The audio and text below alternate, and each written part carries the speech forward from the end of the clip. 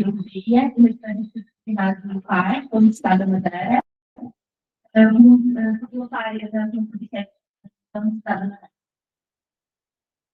Olá. Eu serei a segunda moderadora desta mesa, Helena Soraya, trabalho na Universidade da Madeira, no Laboratório de Matemática para as Universidades da Universidade da Madeira. Este grupo de trabalho vai suscitar exatamente o saber do campo, das árvores e das florestas. O tema abordado é o Bloco Internacional de Atividades Emergentes e de Cidades e Introdução para o século XXI. E o Seminário Internacional Aqui e Nascimento, Contextos Culturais, Existências Pan-Africanas e Inovação Pedagógica. No tempo, situado no Programa de Desenvolvimento Académico Aqui e Nascimento, com o apoio do CAPES, Coordenação da Aperfeiçoamento Intelectual em Nossa Saúde, a UFS, Universidade Federal de Sergipe, UNIFAP, Universidade Federal de Amapá, a Universidade da Madeira, o Porto, Universidade. A primeira apresentação será o assédio, permanência e educação superior da população ribeirinha da Amazônia, apresentado por Berto Ferreira, da Universidade Federal do Amapá, em colaboração com os engenheiros de Silêncio, estudantes da Universidade Federal de Sergipe, com a professora Alice Mendonça, da Universidade de Madeira, com o professor André Guimarães, da Universidade Federal do Amapá. Pode dar início à apresentação. Bom dia. Bom dia. Bom dia. Então, hoje eu vou para vocês um tema que é bem relevante para a gente, principalmente da minha região, que está no Amapá. Sou mestranda da Unifap, do programa BPGED. Para mim, está sendo maravilhoso dentro desse programa. E agora, aqui na UNA, para fazer essa introdução das pesquisas. Mas hoje eu trouxe para vocês um pedacinho da minha pesquisa que fala sobre esse acesso e a permanência da educação superior dessa população ribeirinha. Acredito que vocês não saibam o significado de ribeirinho. Essas populações ribeirinhas, elas vivem à margem dos rios. São pessoas que se utilizam da pesca artesanal, se utilizam da agricultura familiar. Em consequência disso, elas têm alguns desafios que elas enfrentam ao longo dos séculos, porque elas ficam afastadas da cidade. E aí, para que elas possam vir ao centro, elas precisam de transporte, sendo que não tem estrada, é só barco. E aí elas ficam à mercê dessas estruturas sociais, onde elas têm um pouco de dificuldade nessa locomoção. E aí eu vou trazer para o centro de debate exatamente essas desigualdades históricas e essas questões de lutas de classe que é presente até hoje. E aí, ao longo do trabalho, também eu vou fazer essa análise abordando essa parte cultural, social, onde a educação, a gente sabe que ela é verdadeiramente para incluir, não para excluir. Então, essas pessoas, elas estão excluídas do processo educacional. E aí, diante disso, próximo slide, eu vou trazer como objetivo principal, que é discutir o acesso à permanência de estudantes experientes da educação superior na Amazônia, e focando principalmente nos desafios culturais e sociais, nas desigualdades históricas e nas tensões de classe. E a pergunta que eu faço é: como que essas pessoas, esses estudantes ribeirinhos, eles chegam à universidade, né? Porque quando eu falo de universidade, eu falo também de cultura, eu falo de identidade. E quando eu falo de identidade, eu digo que eles têm a sua própria cultura, o seu próprio jeito de viver. E quando eles vêm na cidade, eles não estão adaptados, né? Então, eles precisam ser adaptados. E a outra pergunta também que eu faço é em que condições materiais, simbólicas e pedagógicas eles conseguem permanecer. Porque além deles entrarem, eles precisam permanecer para concluir né, a educação superior. E aí, na grande maioria, eles não conseguem, exatamente por causa desses percalços que eles vão enfrentando ao longo da jornada acadêmica. E a metodologia que eu utilizei foi a revisão bibliográfica crítica, com destaque para os estudos sobre os estudantes tiberinos da UFPA, que é o Cadastro Geral de Assistência Estudantil. Na minha cidade, no Amapá, a gente ainda não tem um número específico desse cadastro, mas a UFPA, fica no Pará, em Belém, ele já tem esses números um pouco mais avançados. E aqui no segundo slide, eu trouxe para vocês de uma foto, não sei se vocês conseguem identificar muito bem, mas essa é a estrutura de uma casa ribeirinha. A casa é exatamente assim, dentro do rio, e as pessoas se locomovem de barco ou de canoa, e elas vão da casa delas para a escola. E quando essa pessoa ela mora um pouco mais distante da cidade, ela tem um pouco mais de dificuldade, porque ela fica à mercê de quando o rio sobe e de quando o rio desce. Aí elas não conseguem se locomover por causa disso. E fora que nem todas as comunidades têm barco. E aí dificulta mais ainda. Eu tenho uma amiga que faz mestrado junto comigo lá em Macapá, ela é do Mazagão. E eu moro na cidade, ela mora no Mazagão, que é exatamente uma cidade que é ribeirinha. Para ela sair do Mazagão para chegar até a universidade, ela demora 2 horas, porque ela acorda muito cedo, aí ela tem que pegar o barco, demora mais ou menos 40 minutos, chega lá onde está o estacionamento dela, e do Mazagão para Macapá é também mais ou menos uns 40 minutos. E aí ela precisa organizar toda a mochila dela para ela poder levar comida dela, porque ela são 2 turnos, e ela ainda vai com a filhinha dela. Não tem como ela deixar lá com a mãe dela. Então, enquanto ela demora mais ou menos 2 horas para chegar, eu demoro mais ou menos 20 minutos. Então, aí vocês já percebem o quanto é dificultoso, é totalmente. E fora que nem todos têm uma estrutura social boa, não tem parte financeira, não é? Porque é tudo uma logística, são vários pontos para que possa dar base, para que esse estudante ele possa permanecer. E aí, agora vocês imaginam uma pessoa que está entrando agora no meio acadêmico. Muita dificuldade, porque ela tem que se adaptar àquele meio, não é dela. Fora que algumas pessoas excluem, porque são ribeirinhos, e aí já começam a caracterizar aquela pessoa de uma forma depreciativa. Então, eu trouxe para vocês quais são as pessoas que estão dentro das universidades. 2% dos graduantes com predominância de mulheres, jovens e pessoas negras. Os experientes eles ainda não têm uma lei específica que possa garantir que eles possam ter esse acesso. Quando a gente fala de acesso, normalmente a gente fala de política pública. E aí ainda não tem uma política pública que é direcionada a esse público. Nós temos apenas as leis de cotas, e aí abrange todo esse público. Mas é importante frisar que ainda não tem.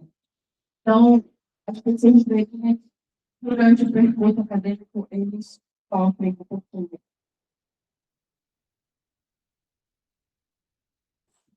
Bom, e aqui eu trouxe para vocês como referencial teórico, Paulo Freire, e ele tem 2 obras que são maravilhosas.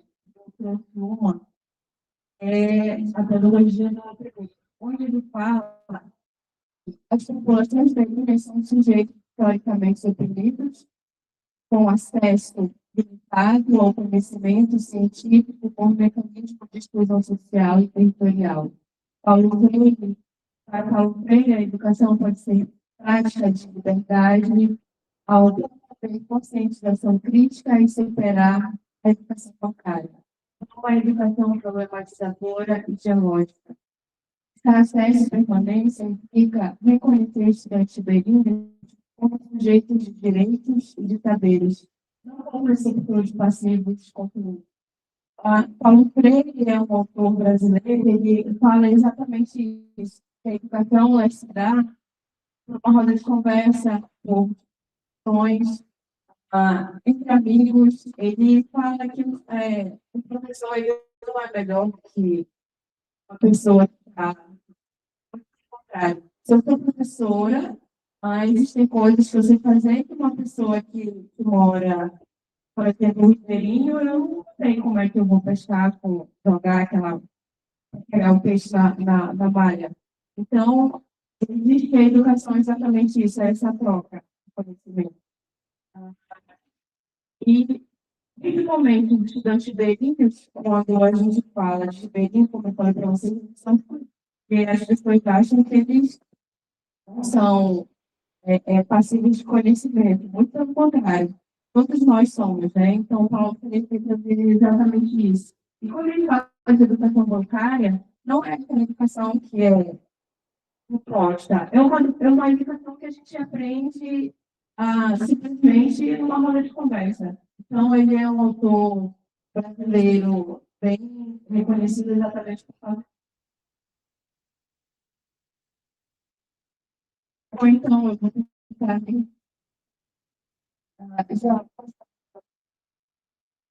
Bom, então aqui, só para já conseguir o tempo, eu trago essas dimensões psicológicas, materiais, onde eu digo que a permanência, ela não se reduz à matrícula, envolve também condições materiais, simbólicas, pedagógicas, a dimensão material, bolsas, auxílios financeiros, serviços de apoio, são centrais para estudantes sem vulnerabilidade como ribeirinhos, os indígenas, os quilombolas. Dimensão simbólica, enfrentamento de práticas discriminatórias, preconceitos territoriais, perigos inviabilizam a Amazônia ribeirinha por meio de uma pedagogia crítica e geológica. Como eu falei no início, para que essa pessoa possa permanecer na educação superior, ela precisa de várias coisas para que ela possa concluir o curso dela superior. Então, os dois ribeirinhos, nem todos têm, né, como eu falei, com estrutura social, como a minha amiga tem, a paz, familiar dela. E aí, alguns deles, infelizmente, eles ficam excluídos. E aí, para que isso possa acontecer, ele precisa ter essa parte financeira, né? Principalmente o financiamento, para que ele possa permanecer, para que ele possa concluir. Dentro da universidade, ele vai enfrentar vários desafios de transporte, material escolar, para livros, enfim, são várias coisas que vão fazer com que esse aluno tenha que se desistir. E muitas vezes eles precisam também trabalhar. Então, são vários. Sim, a vida acadêmica no estudante ribeirinho é muito diferente do que está na cidade. E aí, eu trouxe para vocês um tema. Eu queria ler, que eu escrevi assim: o que é educação? Educação é território, é luta de classe, é dignidade de vida, para além da liberdade, da fraternidade, da igualdade. Educação é memória territorial, é vínculo, é força, é decolonialidade, é o corpo da Amazônia. Educação é a formação cultural, é saber, pois não existe futuro sem passado, pois o futuro ancestral, como diz Krenak.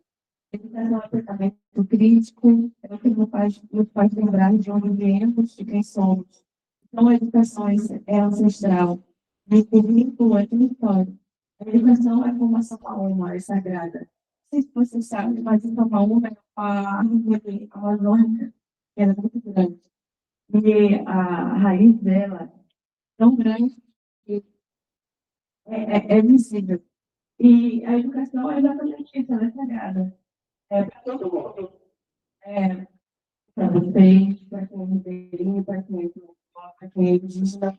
Então, quando a gente pensa em educação, a gente tem que pensar que a educação é um direito. Não é algo que a gente vai, não, esse aqui não merece, não, todos nós merecemos. E dizer para vocês que eu estou muito feliz em estar participando desse programa, da Justiça Bem. Vai ser uma pessoa que está aqui, apresentando o programa, ao professor Paulo, sempre nos recebeu maravilhosamente. a minha orientadora Alice. Obrigada, professora, por sua oportunidade e dizer que os períodos estão sim dentro do projeto. Muito obrigada.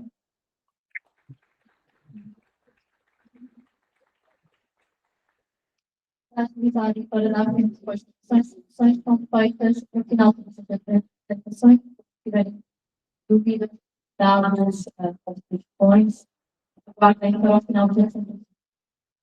A segunda apresentação não será feita hoje, que é a formação de gestores de educação do campo, movimentos pedagógicos para a inclusão e educação de conhecimentos, das gestoras Diana Berta Moreira e Marisa Sousa Carvalho, da Universidade Federal de Bahia, só poderão apresentar amanhã. Agora será a Juscelina Nascimento, da Universidade Federal de Sergipe, com o apoio da Dora Pomba, da Universidade de Madeira, Alice Mendonça, também professora da Universidade de Madeira, e Paulo Oliveira, da Universidade Federal de Sergipe, sobre os estratégias agrícolas em contexto formativo, aprendizagem emergentes a partir da prática no Brasil, da vivência da Ilha da Madeira.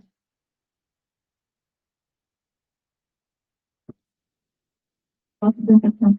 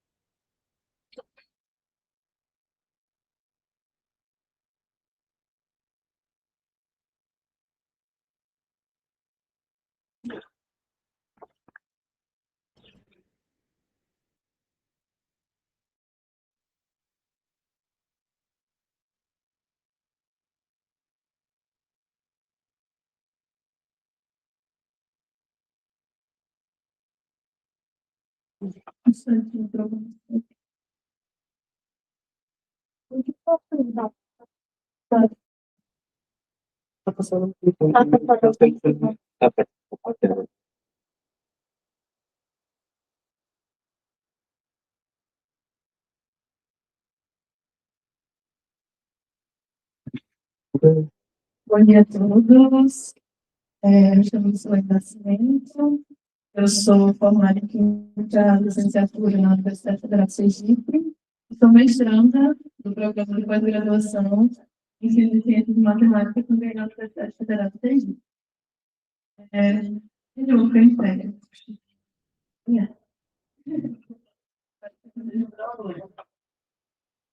Então, como a gente tem 10 minutos e o trabalho que a gente faz no mestrado não cabe 10 minutos, às vezes não cabe nem uma monografia, nem uma dissertação, eu trabalhei um recorte das vivências que eu tive no Brasil que me motivaram a fazer esse trabalho, nas minhas vivências aqui na Ilha da Madeira. O título do meu trabalho é Saberes Agrícolas em Contextos Formativos, Aprendizagens a partir da prática no Brasil e da vivência da Ilha da Madeira. Minha orientadora recebeu aqui na Universidade da Madeira, a professora Alice Mendonça, a professora Dora Pom, que também acabou sendo minha orientadora, e a professora orientadora do Brasil, e do Lisboa.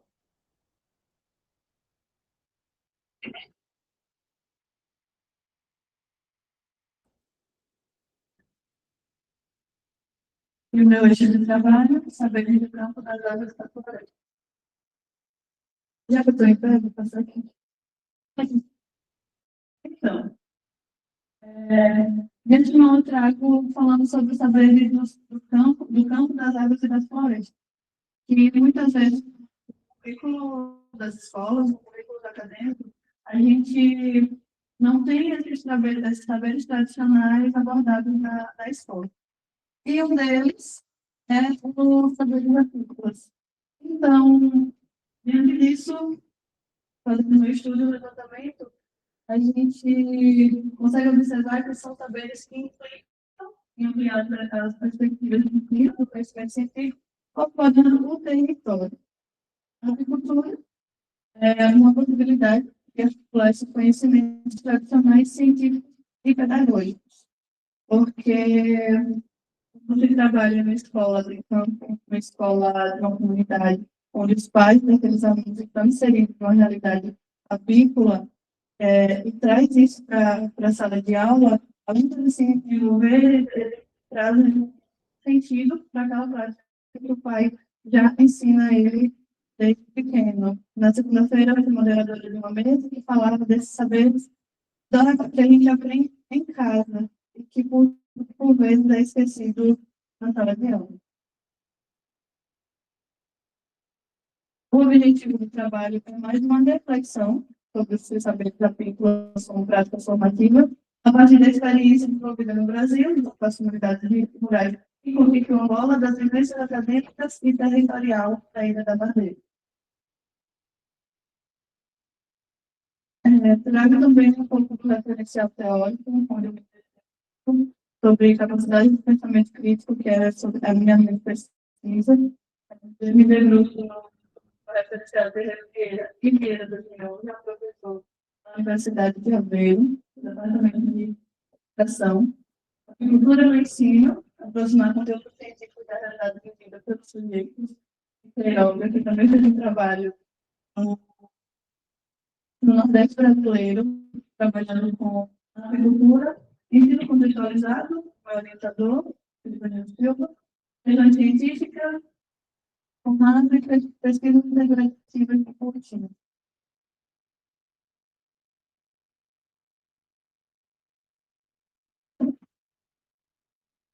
Um pouco da minha vivência no Brasil.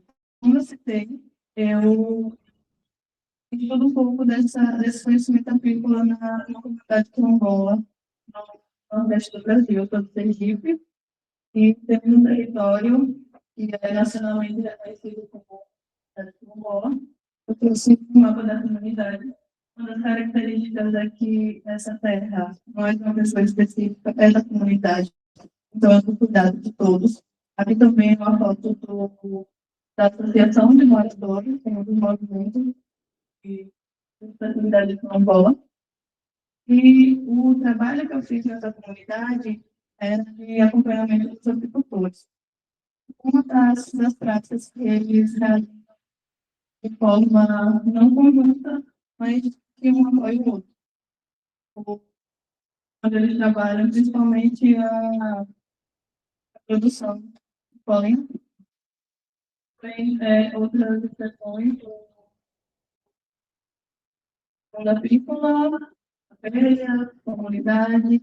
Aqui foi um curso onde todo mundo participou, temos crianças também, isso vale ressaltar que esse medo que as pessoas têm de que a abelha vai casar com coisas muito ruins, não é assim, a gente tem todo o equipamento, então, crianças também participam, mulheres, então, é uma atividade que insere toda uma comunidade. E aqui minhas vivências da Ilha da Madeira. Eu trouxe fotos das minhas colegas da mobilidade aqui, Priscila, Maria, a Vera e a Sheila, a sua Maria que participou ainda, o voo, e algumas fotos da oportunidade que eu tive no laboratório de pesquisa, a professora Dora, com os mestrandos e doutorandos lá que me acolheram super bem. Uma daí, eu acho que não tem a Liliana Paula, mas nós também fazem parte. E a visita no campo e na floresta, Silva, também a inserção na realidade agrícola da Ilha da Madeira. Ontem eu falei, hoje isso é uma biodiversidade diferente.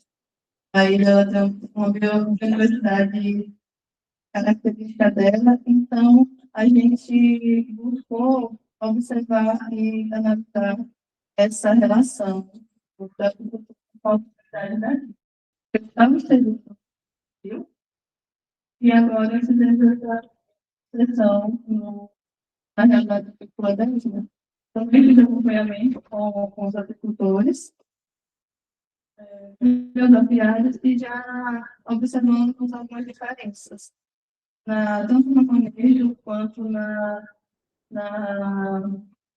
algumas características de organização dos próprios colmeias, os agricultores fazem aqui, e até na relação da comunidade. A gente tem muito menos participação de mulheres aqui, quando a gente compara com a participação no Brasil. Crianças também, no às vezes que eu fui, também não teve participação, e os agricultores eles relataram alguns problemas com o turismo. Sabe, a da madeira é turística, e às vezes, por ter essa crença ter medo da abelha, eles têm que mover suas colmeias para outros lugares, para o turista que faz todo o turismo aqui ecológico, né? Rio Levada, está passando com medo e isso impacta também na economia da ilha. Aqui também eu trouxe o mel, a gente parte de uma extração de mel, do companheiro pessoal, e também trouxe o dia do lançamento do guia do político da história.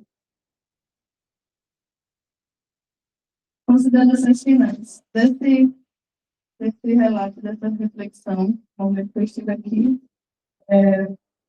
pude considerar que sim, os saberes apícolas são importantes de dispositivos formativos.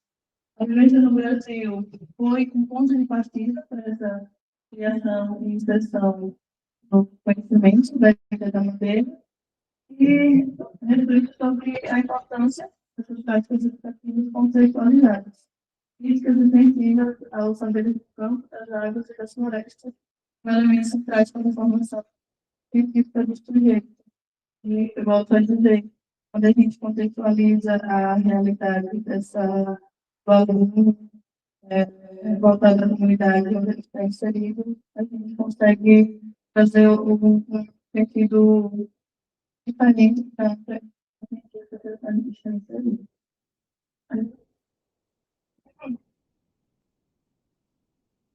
Aqui as referências de Conrado, Coutinho, Freire, o Instituto de Pesquisa da Igualdade e Assinantes da Madeira, Queiroga, Santos, Silva.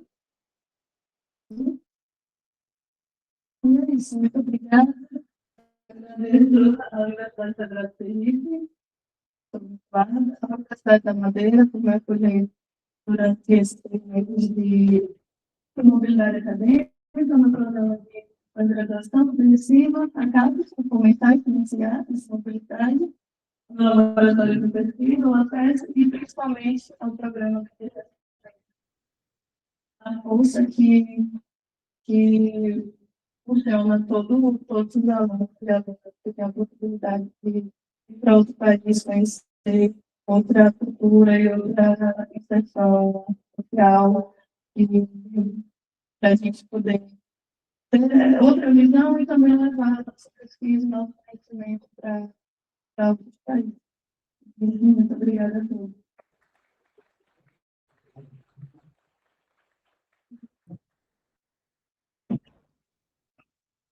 Muito obrigada.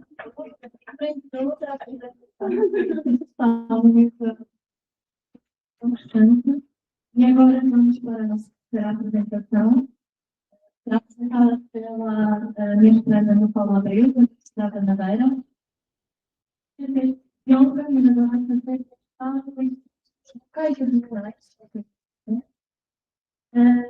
em colaboração com a doutora da Universidade da Madeira,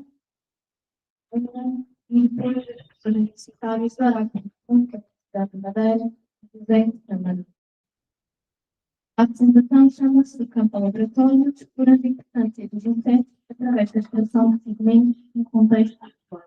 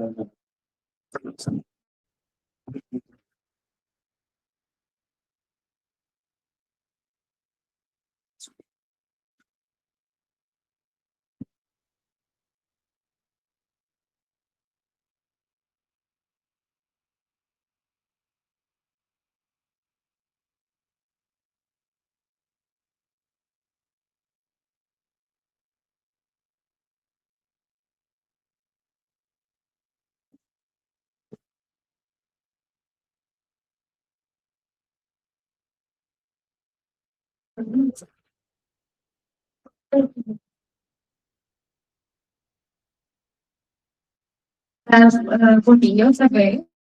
Já fui apresentada aqui como moderadora, acho que não preciso de voltar a referir. A minha apresentação, como a minha colega Luana já disse, tem o título do campo ao laboratório, porém a importância dos insetos através da extração de pigmentos em contexto escolar.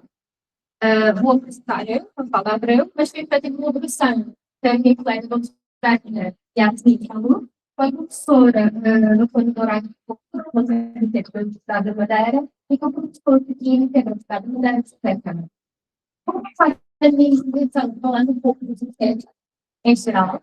Os insetos são o grupo animal mais diverso do planeta. Eu coloquei ali algumas ilustrações de insetos para ver várias formas que os insetos têm, as cores, padrões. Eles estão presentes em quase todos os ecossistemas da Terra e desempenham funções essenciais na reciclagem de nutrientes, da polinização, do controle biológico de pragas. Mas, para além destas funções ecológicas, os insetos têm sido utilizados pelo ser humano como matéria-prima, como alimento, o que lhe dá uma relevância económica, cultural e científica. Mas, devido ao também reduzido e a preconceitos culturais, a prática destes insetos tem permanecido desconhecida pela maior parte da população. E daí a importância de integrar este conceito em contexto de tratamento, torna acessível a compreensão dos profissionais dos organismos e promove uma visão informada da importância para a humanidade.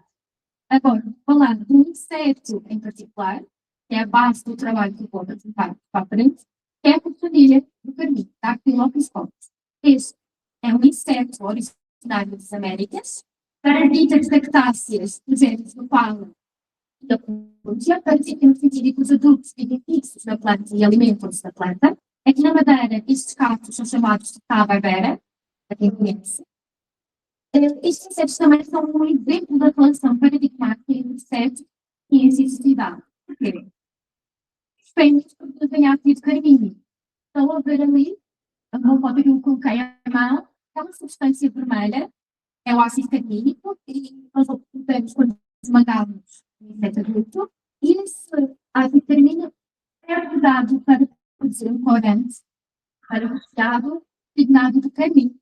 Também sendo historicamente utilizado em várias partes do mundo e foi muito importante para o desenvolvimento económico dos locais de produtores. Na Madeira, foi introduzido no século XIX com o objetivo de iniciar uma produção a grande escala para exportação. No entanto, esse experimento não fez sucesso, mas as famílias continuaram associadas às cactáceas locais, servindo como recurso educativo e experimental. Neste contexto, o projeto As Potencialidades dos Insetos nos Ecossistemas, de 2022, tornou o caminho uma das etapas do seu desenvolvimento. O projeto foi desenvolvido na escola secundária aqui ao Ponte da Madeira, em parceria com a Universidade da Madeira, e teve como objetivo final o desenvolvimento de ilustrações científicas, insetos, em que alguns foram feitos com a tinta de costumina, e essa tinta foi feita dentro da própria escola.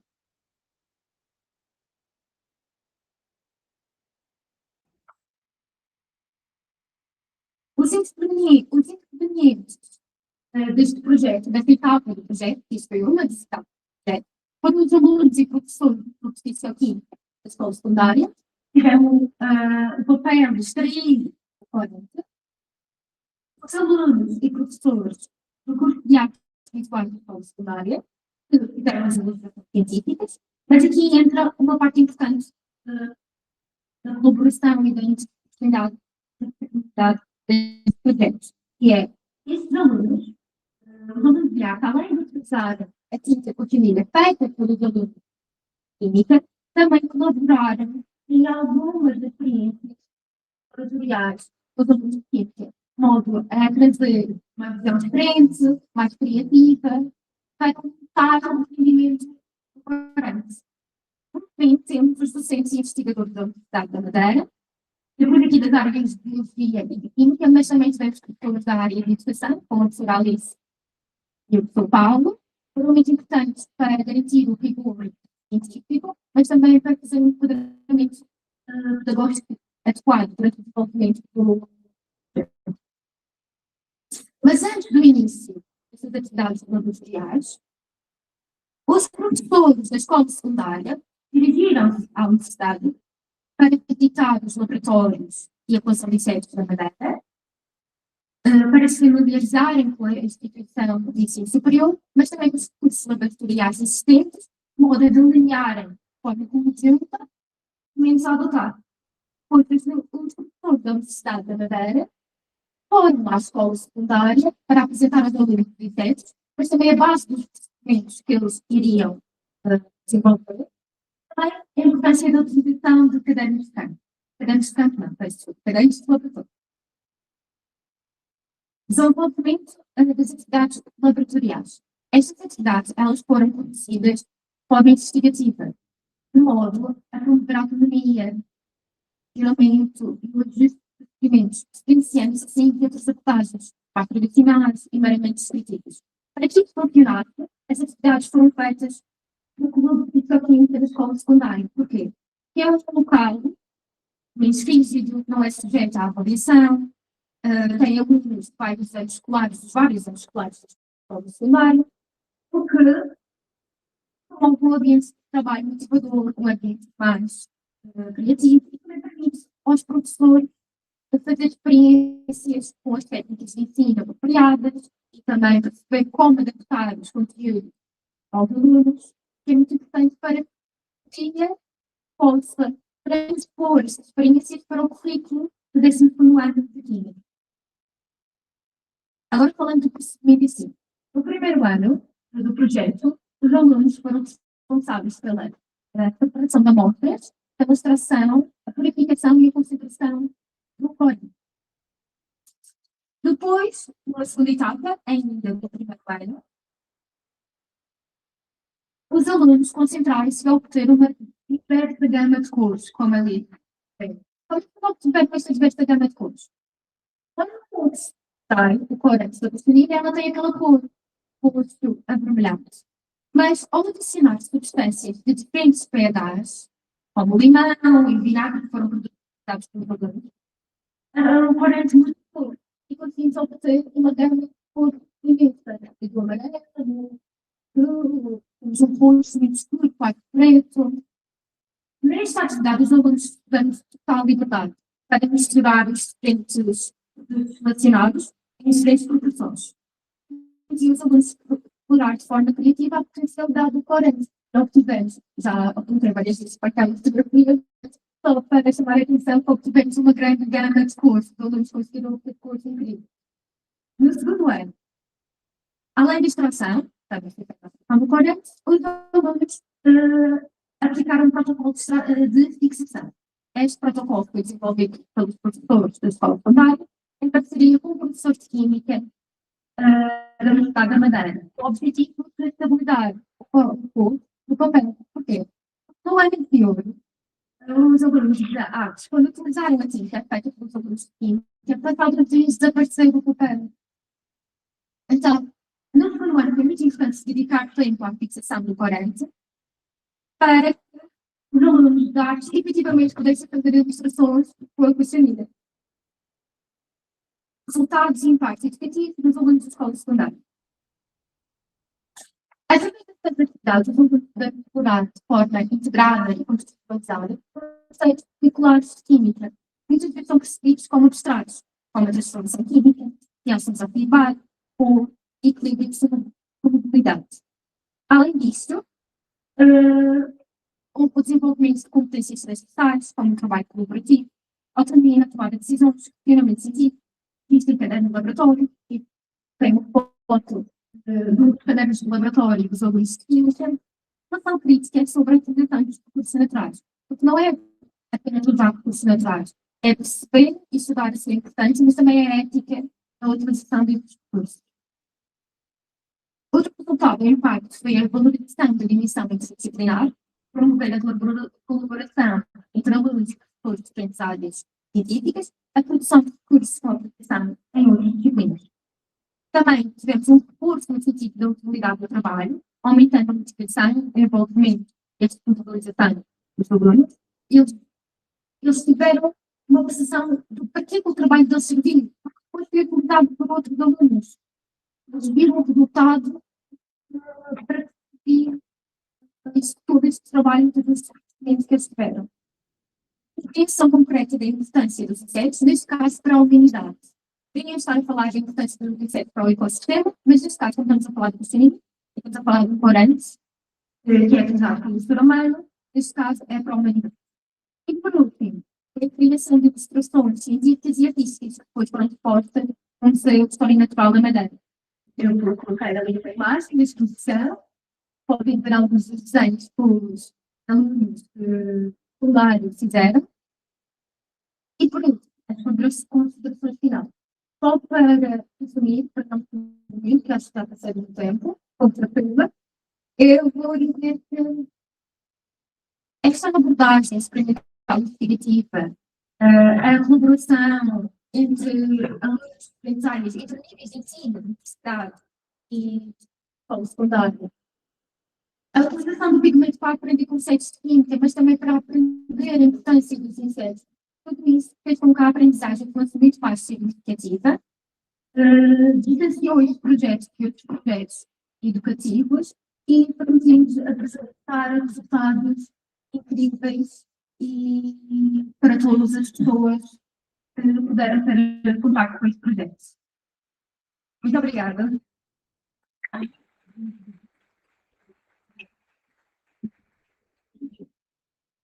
Obrigada, uma excelente apresentação.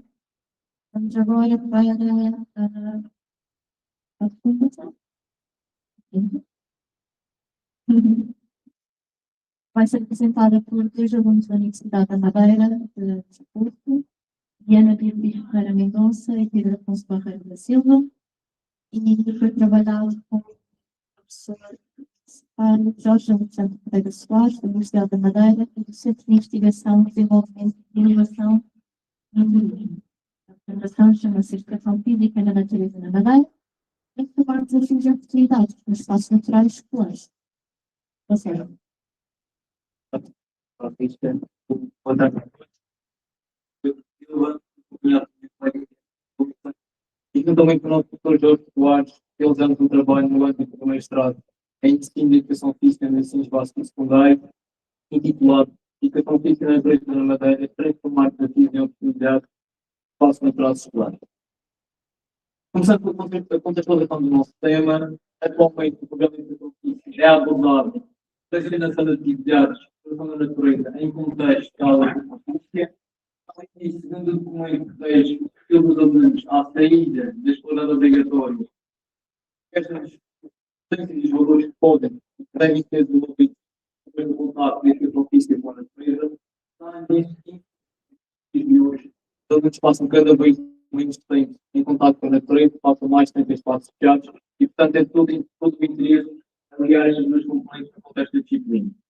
E, portanto, tínhamos três objetivos em relação ao primeiro, identificar as principais potencialidades pedagógicas da natureza e um ponto de vista mais particular dos diferentes elementos naturais, e identificar as educação política sempre a alteração das sociedades para encontrar possíveis alternativas às mesmas, em relação ao terceiro, identificar características particulares das nossas escolas e promover efetivar estas aulas. A nossa metodologia para o objetivo, centramos na literatura que principalmente da natureza, os seus benefícios, bem como associar desenhos de atividades possíveis a estes elementos.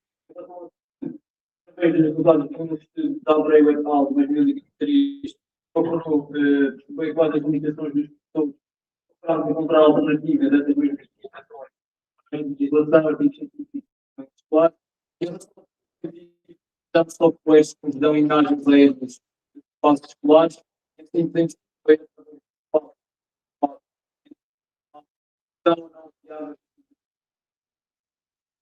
Passando para as principais potencialidades pedagógicas e formativas da atividade da natureza, estas desenvolvem tanto capacidades motoras como equilíbrio e coordenação, ajudam a reduzir o stress, a ansiedade e a fadiga, e também estão associadas a mais consequências cardiovasculares, a melhoria da saúde respiratória. A educação física em contato com a natureza também está associada à melhoria significativamente às condições relativas à imagem corporal, e além disso, os alunos mostram clara preferência e motivação pelas aulas de educação física em contato com a natureza. Passando para a região da Madeira e tendo em conta as suas características inerentes, estas têm grandes potencialidades para a educação física em contato com a natureza. Sendo assim, a região tem um ambiente sociável e atrativo para a prática de atividade do ar livre, como as conhecidas de botas, snorkeling, canyoning, peitateiro, canoagem, entre outras. Fazendo outro foco de envolvimento das escolas, estas promovem tanto a atividade física como a interação social dos alunos e, na impossibilidade de criar ambientes naturais, podem ser utilizadas alternativas como a identificação de espaços de envolvimento, nomeadamente os parques e as praças.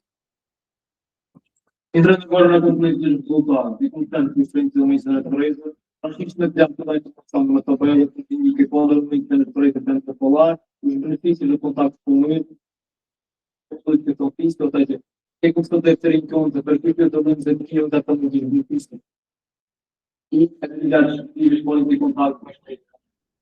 A exposição à luz solar são diversos benefícios, como sabemos, por exemplo, a vitamina D, aqui o professor deverá ter em conta as atividades com uma duração igual ou superior a 10 minutos, uma frequência de 2 a 3 vezes por semana, e no mínimo 20% da superfície corporal. Em relação ao elemento água do mar, novamente vários benefícios, nomeadamente a concentração de ligação à natureza do aluno está em contato com a água do mar, quando a implicação para o professor, a atividade de duração superior a 20 minutos apresentará um benefício ao nível do bem-estar, como a ciência, a atividade de duração tem 70 minutos, benefício ligado à respiração, e temos diversas atividades disponíveis, a natação em mar aberto, a entre outros. Quanto ao fator, previne o aparecimento de muitas cargas respiratórias, como sabemos, no contato com o ar puro, como fator, e falando de uma ponto de vista particular da cidade do Funchal, a gente também o ambiente do Funchal como a capacidade de feita por qualidade do ar. Quanto ao elemento natural da terra e do sol, ao contato dos alunos com este elemento, permite-se desenvolver a criatividade e aqui o professor terá, por exemplo, realizar um rápido desenvolvimento de concentração, uma duração de 5 a 10 minutos, 2 a 3 vezes por semana. Quanto ao aluno natural de prestação, com benefícios do crescimento social, emocional, físico, cognitivo e criativo dos alunos, com a educação física, em com pelo menos 74% de espaço verde nível, a evidência indica-nos que apresenta benefícios ao nível das emoções, são as 5 minutos com apenas 40% de espaço verde nível, a nível da atenção e do humor, com atividades de trabalho e de trabalho.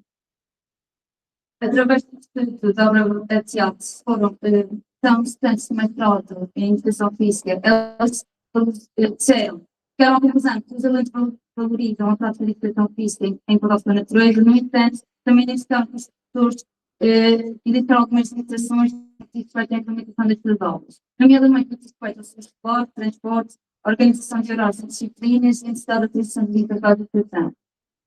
Desta forma, também temos uma sistematização, fazendo um enquadramento da limitação e possíveis formas de ultrapassar a limitação.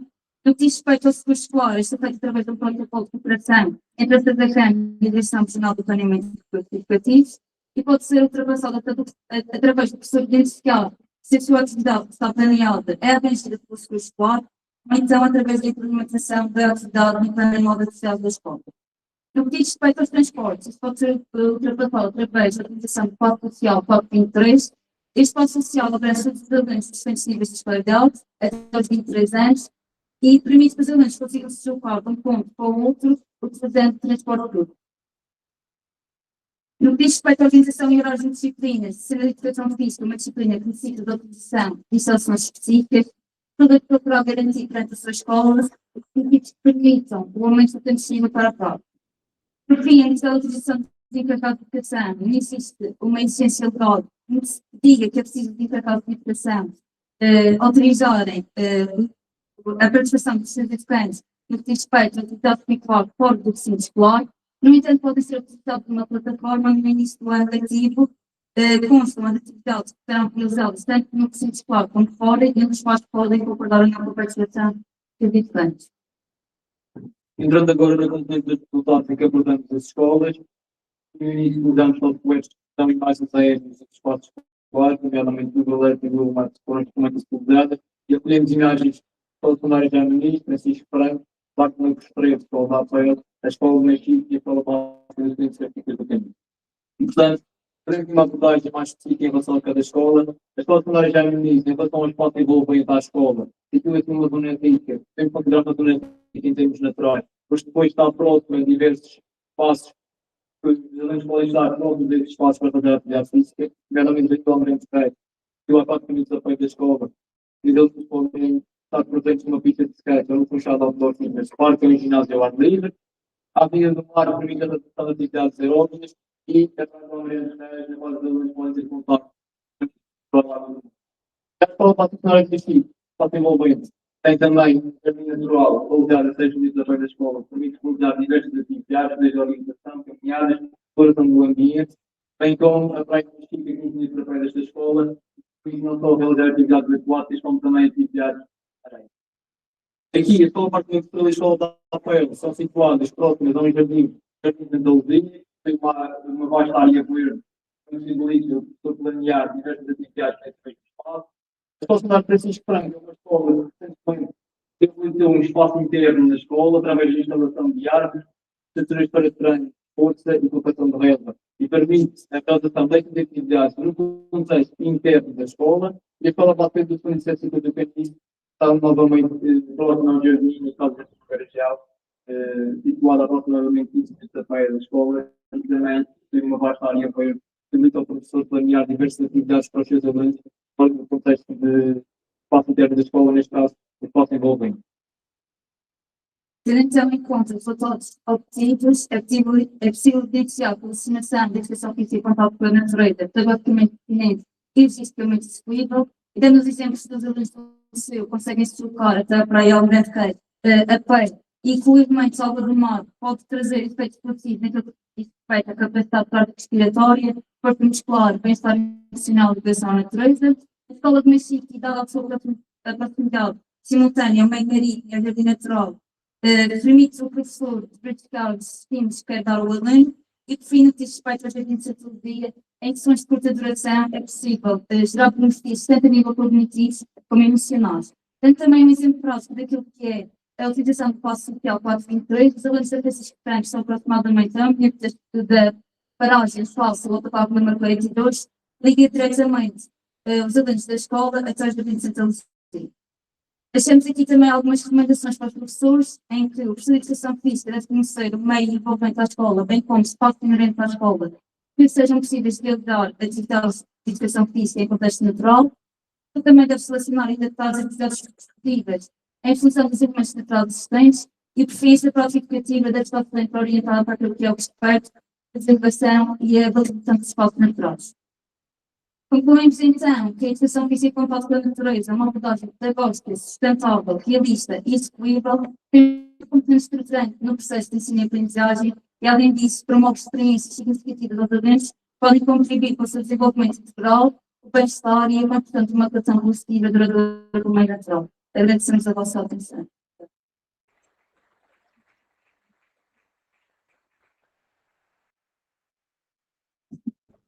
Muito obrigada. Vemos que neste grupo de trabalho temos temas muito diferentes, apesar de serem todos relacionados com a natureza. E o próximo título será Os Insetos, como mediadores da observação e do conhecimento do ensino, apresentado pela mestre Luísa Soraya, que é investigadora da Universidade da Madeira, em colaboração com a Mafalda Abreu, mestranda da Universidade da Madeira, e com a professora doutora Dora Aguimpou, também da Universidade da Madeira. Gostou?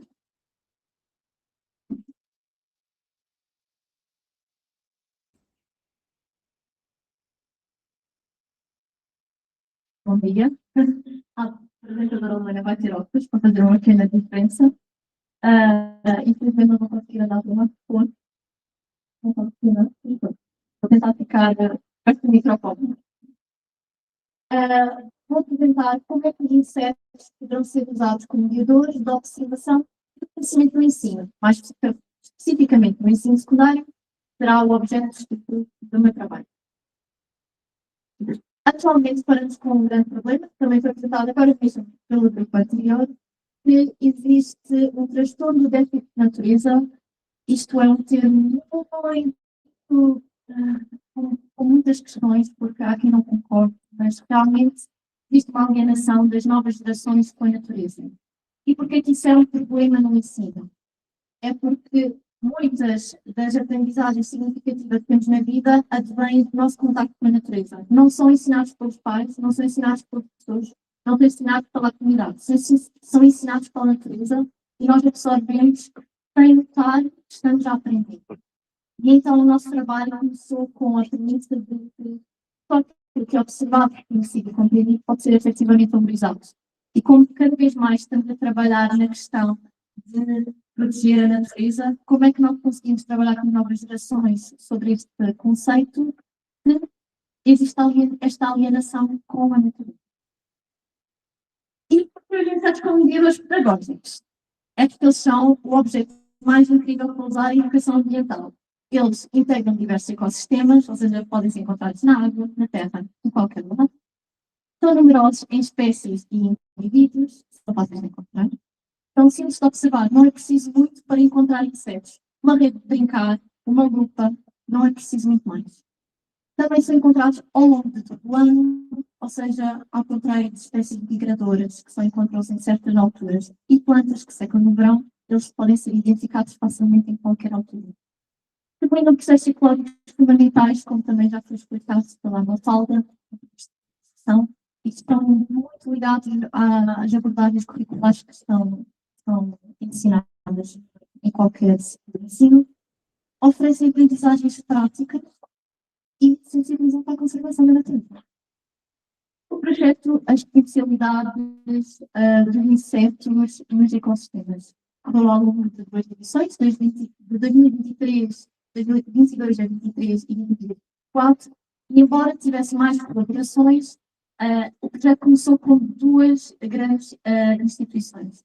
Foi uma escola secundária aqui do Funchal, com turmas de 11º e 12º, de várias áreas diferentes do ensino, artes, na disciplina de desenho A e multimédia B, ciências e tecnologias com as disciplinas de química e sociologia, e foram cursos escolares, como foi apresentado antes, sobre físico-química, mas também os projetos de automação e robótica. Isto tudo em grande colaboração com a Universidade da Madeira, com professores de várias áreas, seja design, educação, química, biologia, como também investigadores dessas áreas e estudantes universitários, como os alunos de biologia. Isto tudo para fazer a validação científica do que estaria a decorrer na escola secundária.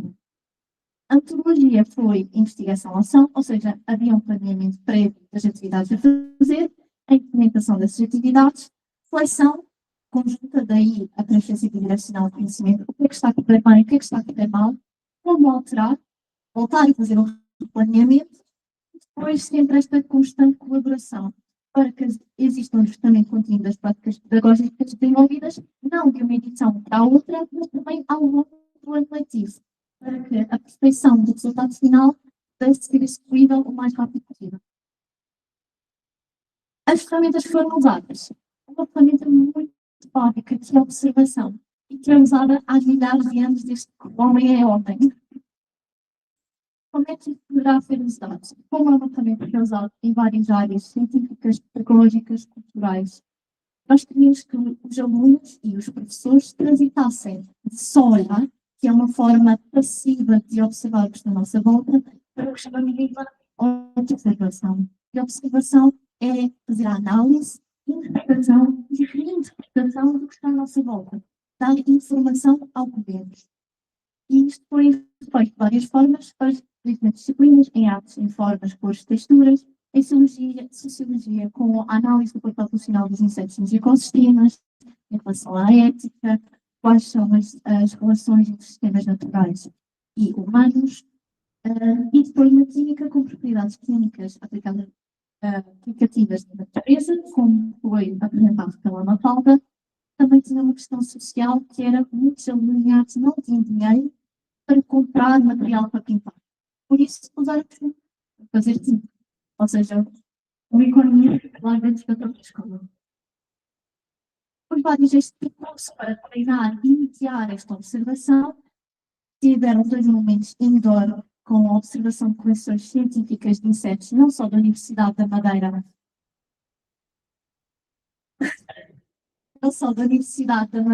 mas também de outras coleções de insetos desta ilha.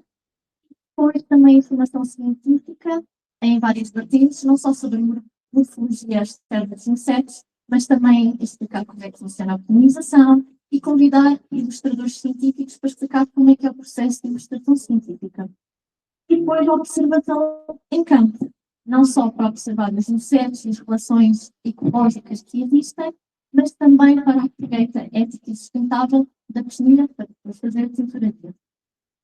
O outro ponto que nós temos feito projeto seria o desenho. E porquê também o desenho? Porque também é usado novamente há milhares de anos e é uma forma muito prática de retenção e análise de observados. E esta avaliação, se observarmos bem ou não, é feita pelo próprio ilustrador, através de verificar se teve uma precisão visual, conhecimento anatómico do observado e atenção ao detalhe, ou seja, até que ponto nós conseguimos ver as pequenas diferenças. E o processo que fizemos com os alunos seria investigar aquele inseto que sentem-se mais atraídos e que têm uma maior paixão. Novamente, insetos têm toda a diversidade de cores e formas, há um inseto que toda a gente gosta. Porquê? E depois iriam às coleções, fotografar exemplares, pesquisar na internet fotografias e fazer sketches de experimentação com várias técnicas para aperfeiçoar o final do desenho. E o desenho que tem ao lado foi feito pelo aluno do 11º ano. E a qualidade é incrível. Os materiais foram vários: tinta da China, aquarelas, tinta da costura, desenho vetorial, que já era desenho musical, e os lápis de cor e grafite. E as técnicas experimentadas foram desde o mais não científico, mas que permite maior criatividade, que seriam técnicas como a aquarela invertida, o desenho de contorno e o desenho cego, para técnicas para ter um desenho mais técnico, como as quadrículas e importantes. Quais foram as diferenças da edição 1 da edição 2 do projeto? Na edição 1, concentrou-se muito mais na questão da soberania alimentar. Qual é o impacto que os insetos têm no sistema humano, ou seja, na nossa alimentação? Polinizadores, como a abelha de mel, sem ela nós não teríamos a nossa produção de legumes, praticamente tudo comidos. E depois também a cozinha, não preciso acrescentar muito mais, porque a minha colega já explicou, todo o arraial de categorias que podem se usar a cozinha para a nossa alimentação. Quem é que não come um geladinho de morango? Principalmente faz tudo interessante lá dentro. Edição 2. Já queremos voltar à questão central da potencialidade dos insetos nos ecossistemas. Ecossistemas naturais. E que não falar e concentrar-nos mais também no valor intrínseco da espécie. Todas as espécies têm uma importância não precisam ter importância para o homem, elas têm também importância para o ecossistema. Então falamos sobre espécies que existem cá e que também, ou que são mesmo únicas só da Ilha da Madeira. Uma grande diferença em termos de resultados da primeira edição para a segunda, e é essa que eu queria dar um foco maior, foi a qualidade final das ilustrações. Novamente aquela questão de ilustração que é usada para observação e uma observação guiada. Na primeira edição, a aula de morfologia foi realizada já no segundo semestre. Eles já tinham passado da fase de sketch para a fase de ilustração final. Ou seja, embora eles tivessem observado, como não sabiam bem o que observar e que significado dar a cada parte, eles não conseguiriam ter a ilustração final perfeita. E então, na segunda aula de morfologia, que foi dada já muito mais cedo no ano letivo da segunda edição, eu trouxe estes slides, agora pus só um, do qual eu só apresentava as ilustrações do primeiro ano e depois de explicar a morfologia externa dos insetos, eles teriam que me dizer a mim quais eram os problemas que encontravam nas ilustrações. E é normal que as ilustrações não ficassem perfeitas. Muitas vezes os discípulos não estão montados de forma correta, a patinha está mais para trás, e como eles só vêm de cima, não conseguem perceber de onde é que vem a pata. Que existe uma antena, o olho, por mais pequenino que seja, está lá. E o mais incrível neste workshop que foi feito na segunda edição foi que vieram alunos da primeira edição. E eles estiveram lá e explicaram os problemas que tiveram, as dificuldades, a forma de contornar essas dificuldades. E isso é que tornou depois a apresentação muito mais instrutiva. E o segundo ano, então, a qualidade nada tinha a ver com o primeiro. As ilustrações foram perfeitas. E não foi só por causa da aula de morfologia ser mais cedo, os séniores deles estiveram lá constantemente para os apoiar e explicar a melhor forma de fazer. Eles já estavam a usar técnicas vetoriais, digitais nos insetos, mas estiveram sempre a acompanhar projetos de mais baixo. O que fez este projeto elevar-se a outro nível foram 3 extra patamares. Passou-se do papel para os têxteis, com roupas, malas, sacos, usando estruturas de insetos ou o próprio inseto no desenho. Depois, passámos do além de passar o olhar tradicional. O olhar não é feito só com os olhos, é feito com todos os sentidos. E foi assim que o projeto tornou-se inclusivo. Todas as exposições feitas pelos alunos para o público geral, foram expostas na universidade e no museu, tinham um catálogo separado de todas as ilustrações e o clube de robótica mudou-se 3 dos insetos, para que os individuais também pudessem sentir as várias estruturas de insetos, quantas patas têm, a segmentação, as antenas, as asas, e isto deu um outro nível de inclusividade ao projeto. E por fim, eu acho que foi mais incrível, que nós aprendemos mais, foi que passámos a hierarquização tradicional do ensino.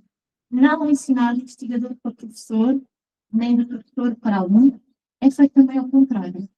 E os professores e os alunos foram para a universidade e ensinaram-nos a usar a tinta da definida em ilustração. Ensinaram-nos a extrair a tinta definida de forma prática e pedagógica, porque nós trabalhamos mais numa vertente científica e um bocado mais fria, normalmente. E depois também fomos ao campo e eles mostraram-nos como podemos extrair informação de forma rápida e interessante do que nós também estamos a observar. E a ilustração, o desenho no meio, na segunda parte, aqueles alunos que estão de bata não são alunos de ciências, são alunos de desenho, foram formados pelos alunos de ciências, não pelos professores de ciências, pelos alunos de ciências, para nos ensinar a nós como extrair o carvão. Ou seja, já é outro nível de colaboração. E então não queria terminar sem apresentar estas 2 frases, que acho que tem muito a ver com o que eu acabei de dizer. Primeiro, modelo de conservação, que se não conheces algo, não podes amar, e se não amas, não irás acontecer. E depois, Luís Pastor, acho que é como se faz na sobre no campo de observação local se houvesse as experiências preparadas. E, exatamente, tudo começa na observação, uma observação primeiro mediada, porque já se sabe o que está a ver, para dar informação, e com ela depois prepara-nos para conhecer, e conhecer nós podemos realmente amar e proteger o que está à nossa volta. Muito obrigada. Não é 27, mas só para verem como é preciso observar bem para hoje encontrar.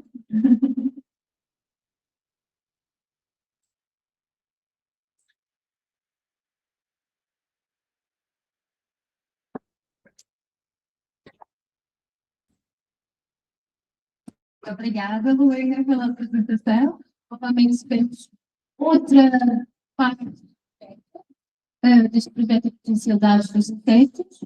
E agora vamos passar para a parte da discussão e das perguntas. Se alguém tiver alguma pergunta ou alguma observação, poderá fazer, serão 20 minutos. Vamos atrasar um bocadinho a sessão, porque começamos também mais tarde. Então vamos atrasar um bocadinho, mas serão 20 minutinhos. Alguém tem alguma questão? Alguma pergunta que queira fazer? Não sejam tímidos.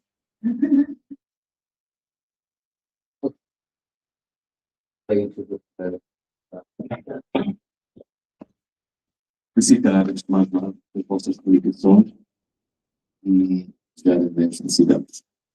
E fazer então duas perguntas para a primeira publicação. Achei bastante, mas fiquei com curiosidade. Também queria. A primeira questão tem a ver com a resiliência das pessoas que vivem em zonas mais diversas, mais cuidadas no meio global. A questão que eu coloco perante, digamos, eventual discriminação, é que os estudantes das zonas sabinas enfrentam os desafios da universidade, como é que elas se adaptam a novos desafios. Essa é a primeira pergunta. Será que elas são efetivamente mais resiliência, são capazes de aproveitar a oportunidade de estudar no ensino superior, mais estudantes das cidades? Essa é uma primeira pergunta. A segunda tem a ver com as políticas. O Brasil, se calhar, em diferentes estados, desafios e dificuldades que nós aqui em Portugal não temos, se calhar, essa realidade. Temos outras respostas. Mas, são esta. Não haver políticas públicas que incentivam as pessoas mais desfavorecidas, as sociais, incentivo à participação dos estudantes das zonas minorias, tendo mais oportunidades, igualdade de oportunidades, tendo uma discriminação positiva, para ter, digamos, a infelicidade de estar em sítios mais difíceis de localizar. A questão que eu coloco é, qual é o papel, então? Como vai enfrentar esses desafios e para aumentar a pressão pública para se criarem igualdades de oportunidades todos os jovens, independentemente do sítio onde vivem. A universidade que se envolve na questão do pensamento crítico. E se não é lá que se começa a transformar a sociedade, eu acho, aliás, deve-se começar desde cedo, mas como é universitário, nós temos que ter esse sentido crítico. Qual é o papel que a universidade tem feito para criar oportunidades para que os estudantes das nacionais possam chegar a vida? Ou então, respondendo a primeira pergunta, com certeza os estudantes brasileiros, em relação aos jovens que estão na cidade, eles têm mais vantagem de estar dentro da universidade, pelo simples fator de eles serem mais curiosos e porque nas comunidades as escolas elas são precárias, estruturalmente falando. Apesar de o governo oferecer uma base, mas infelizmente ainda tem lacunas que precisam ser cobertas. E aí, quando esse estudante sai dessa zona que é mais distante da cidade, para a universidade, falando da Unifap, nós temos uma unidade que é a LEDOC, que fica dentro da cidade de Mazagão, que vai amparar esses estudantes que estão lá. E aí eles não precisam se deslocar tanto, no caso, para ir para a cidade. Dentro do Mazagão, a gente tem essa unidade, onde a gente vai trabalhar com biologia, com essa agricultura familiar, são cursos mais profissionalizantes, mas também voltados para o curso superior. E as políticas públicas, né, como eu falei, não tem uma política pública específica para esse grupo, infelizmente. As cotas, elas começaram a ser efetivadas, de fato, em 2013, no Brasil, e aí que são voltadas, né, tanto para as pessoas negras, quanto para esses grupos mais excluídos. No caso, também, os ribeirinhos estão dentro dessa cota. E aí, para eles terem acesso, eles vão acessar essa lei de cotas, e aí é todo um procedimento. Quando eles entram, eles vão ter o apoio da universidade, que é o que vai disponibilizar a parte financeira. Mas, infelizmente, digamos que não é suficiente para que ele consiga se manter. Tanto que tem alguns que não conseguem concluir. Recentemente, eu tive numa dessas comunidades, e a mãe de um dos rapazes que estava na universidade, ela falou que ele desistiu por vários fatores, discriminação, diziam que ele morava no fim do mundo, porque era muito longe da universidade, a passagem de ônibus geralmente é entre 12 e 10 reais, e aí o auxílio que ele recebe da universidade é baixo, mais ou menos uns 400 reais. E aí ele não consegue se manter. Geralmente, na grande maioria, eles precisam trabalhar também dentro da própria comunidade, com a agricultura familiar. Lá também, nessas regiões, eles apanham açaí, aí eles precisam, é muito cansativo, porque para trabalhar nessas comunidades, eles mesmos tiram o produto e eles mesmos comercializam. Então, é muito dificultoso. Fora também o transporte lá dentro do parque, para sair da comunidade, para levar para o município, para eles poderem ir para a universidade. Então, é bem complicado. Mas aí agora, em Belém, eles já estão se mobilizando para criar uma lei específica para os ribeirinhos, porque o número está aumentando, apesar de todas as dificuldades, mas espero que daqui pelo menos a uns 5 anos isso já esteja mais avançado. Acho que eu consegui responder.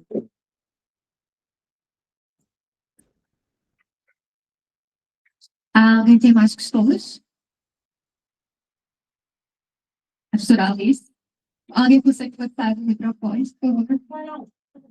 Não. Já vai no microfone.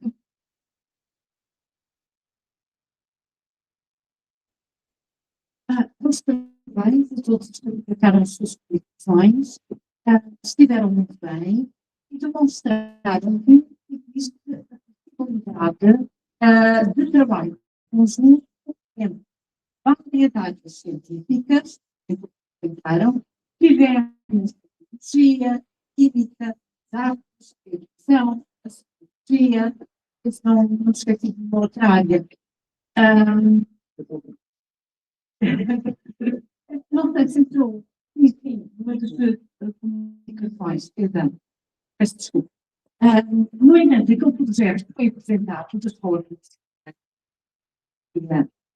chegar mais precisamente, envolveu um trabalho entre a universidade e a escola de Portugal. Envolveu um trabalho sobre todos os investigadores da universidade e da escola de Portugal. A minha questão não é para as pessoas da dentro, para as pessoas que estão aqui sentadas onde eu estou, eventualmente estudantes. Gostaria de saber queria alguma vez questionar esta função já fez um trabalho conjunto entre pessoas diferentes disciplinares ou entre disciplinas das escolas da Madeira fazem abordagens multidisciplinares. Igualmente, essas escolas têm obrigatoriamente questões que envolvem várias disciplinas. A questão que eu coloco é todos aqui presentes passaram pelo ensino secundário, ensino médio no Brasil, Valença, fizeram este trabalho. Então, eu gostaria que nos explicasse como é que aconteceu, porque ficámos também com uma ideia. Então, obrigada. Obrigada. Alguém quer se voluntariar para explicar a sua experiência na escola secundária ou ensino médio? Não fala?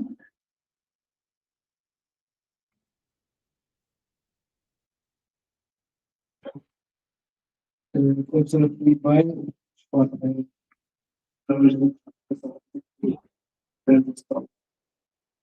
E no base do objetivo foi trabalho transversal, não haver tudo, isso não é. E fiz meio, depois tivemos que colaborar com o pessoal, esse é mundial, e depois de uma comunicação na escola, na escola.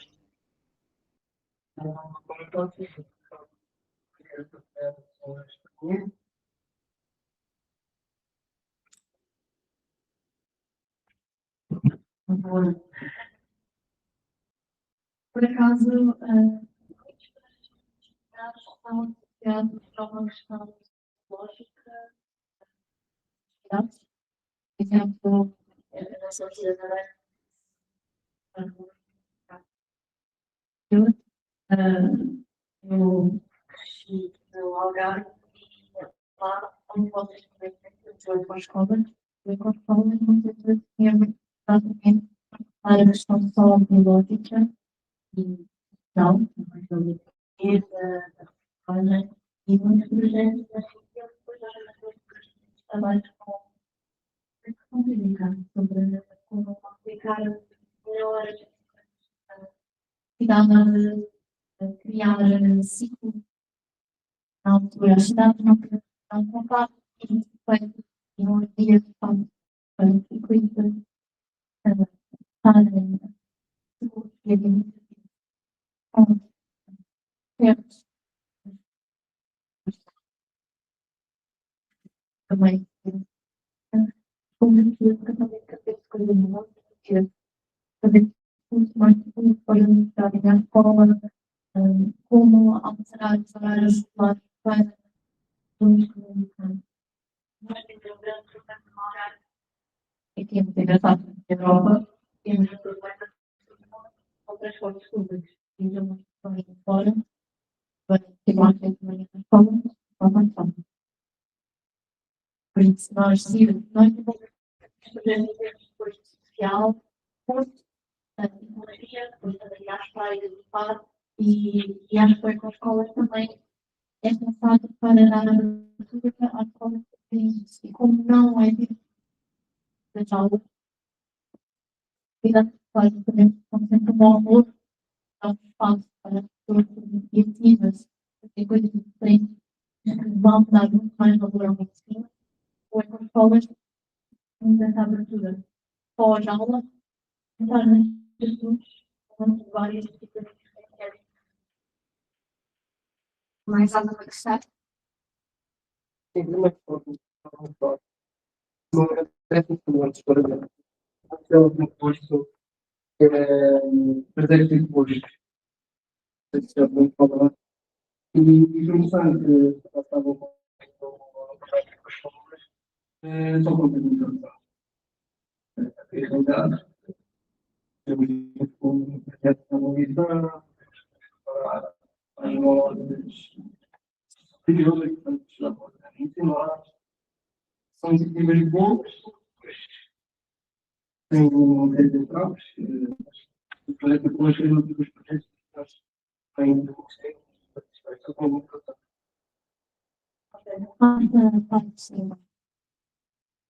Obrigada a todos por ter uma muito interessante. E realmente um grupo talentoso, focado sobre o campo, sobre o campo, o caminho da natureza. Creio que sobretudo no Brasil,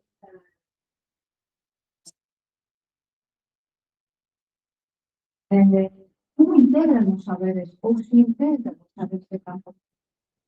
Porque se há algo realmente importante dentro da integração das pessoas e também de tornar a educação significativa, é trazer os saberes que se conhecem.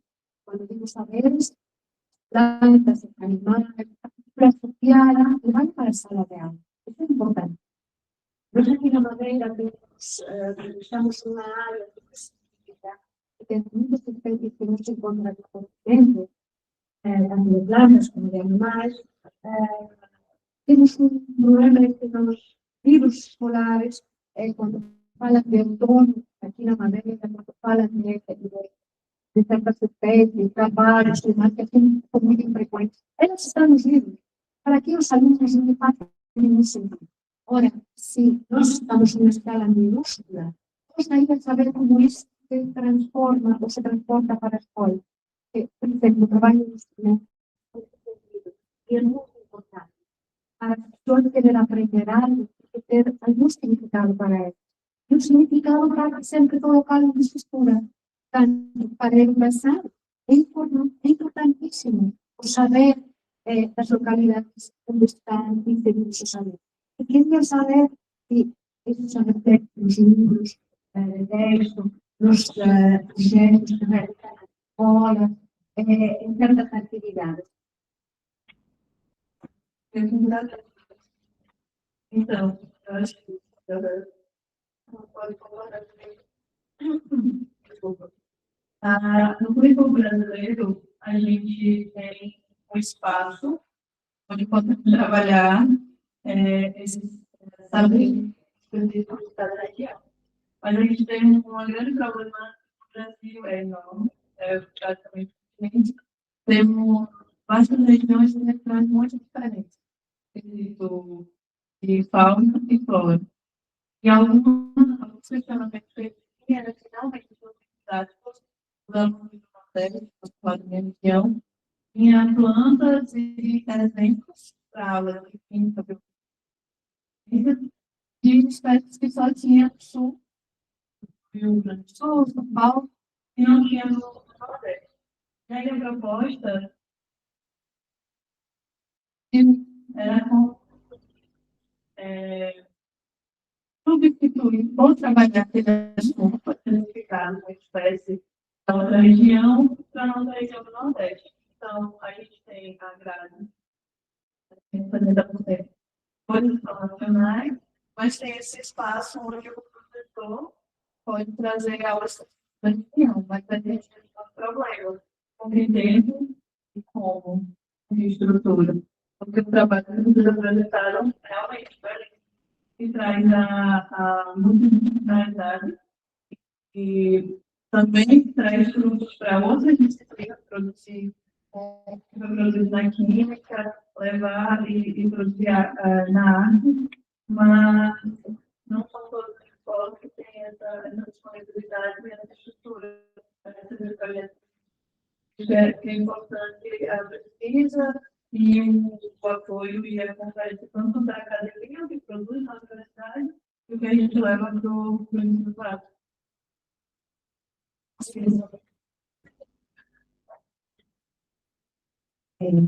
Um pouco mais voltado para a região, como a Silvana falou, para grande. E a região norte, infelizmente, dentro do Brasil, é considerada uma região periférica. E mais ainda no estado do Amapá. Então, quando a gente fala de educação no estado do Amapá, a gente fala de dificuldade. E aí, quando a gente fala do estado do Amapá, a Tem também a parte do currículo. Porque, como a Sônia falou, é muito diferente a parte amazônica do centro-oeste do Brasil. E aí, nos livros didáticos, digamos que tem falando sobre aquilo, uma criança cruzeirina não conhece, sabe o que é aquilo. Então, por que não falar do açaí? Então, falar das estruturas do açaí, que é realmente a fruta e o alimento que eles são mais conhecem. Né? Então, um desses fatores, foi como ela falou, é esse. Então, os professores dentro da sala de aula, eles tentam adequar essa parte curricular para a própria identidade daqueles estudantes do ensino médio, do ensino fundamental, que eles possam ser incluídos. Porque aí, falar de coisas que eles não conhecem, que eles não estão habituados, não faz sentido para eles. E temos nada a já trabalho de presenças, temos que fazer um sorteio. A minha mãe quer, por vocês, o Paulo, Bíblia, por número.